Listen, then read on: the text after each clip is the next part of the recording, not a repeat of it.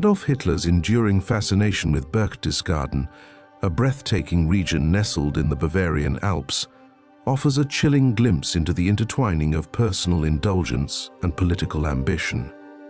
This picturesque enclave, with its sweeping vistas and tranquil isolation, became not just a retreat for Hitler, but a stage for the Third Reich's most sinister schemes.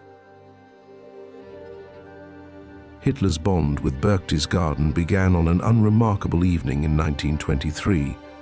Arriving after dark, he found lodging at Platterhof Hotel, unaware that the dawn would reveal a landscape that would captivate him for the next 2 decades. As the first light bathed the Obersalzberg hills and the mighty Untersberg mountain came into view, Hitler was transfixed. The grandeur and solitude of the region offered an escape from the chaotic political arenas of Munich and Berlin, igniting in him a deep longing for a personal haven, a retreat where he could plot his rise to power. In 1928, Hitler solidified his connection to Berchtesgaden by renting a modest chalet in the Obersalzberg hamlet. Known as Haus Wachenfeld, the unassuming house became his sanctuary, a place where he could shed the public persona and focus on his writings. Here, surrounded by alpine beauty, he completed much of Mein Kampf, the manifesto that would cement his dangerous ideology. Yet, even in its simplicity, Haus Wachenfeld was more than a retreat. It was a launchpad for the ambitious narrative Hitler sought to craft, the image of a leader deeply connected to the German land and its people. Hitler's ascension to Chancellor in 1933 marked the beginning of Obersalzberg's transformation. By 1934, Haus Wachenfeld had been remodeled into the Berghof, a sprawling, grandiose residence that symbolized the Nazi regime's burgeoning power.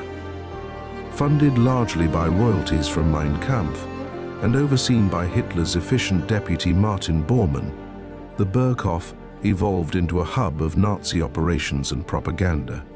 Its massive picture window, framing an awe-inspiring view of the Alps, became a centerpiece of Hitler's mythology, a setting that portrayed him as a man of vision and destiny, deeply rooted in the natural world.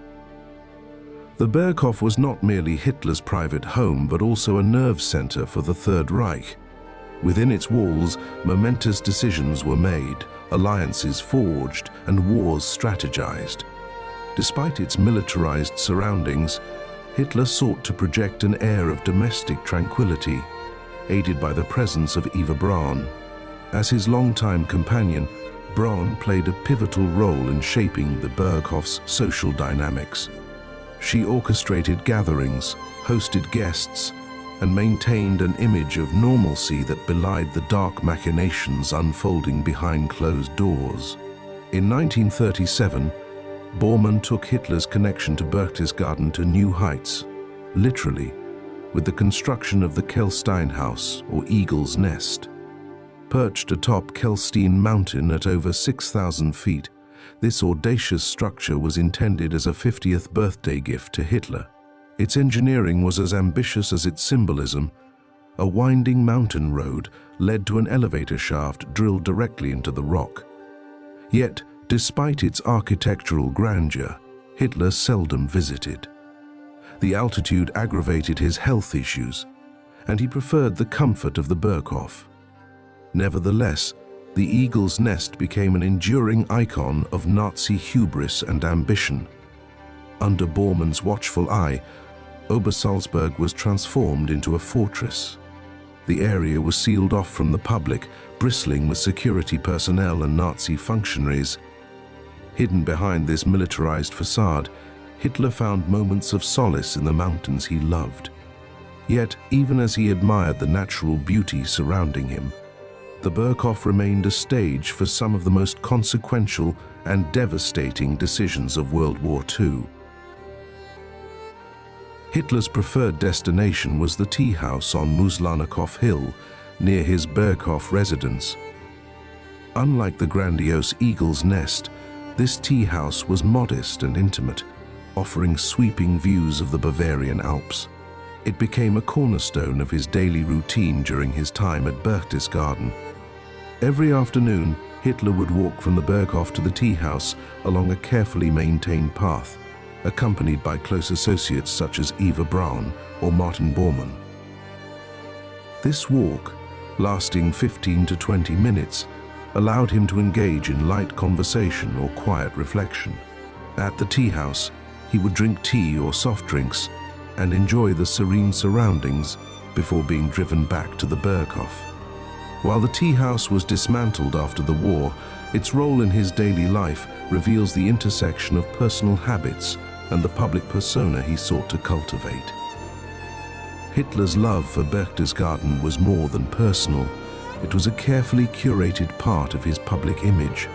The idyllic alpine landscapes humanized him in propaganda, portraying him as a leader who valued simplicity and nature.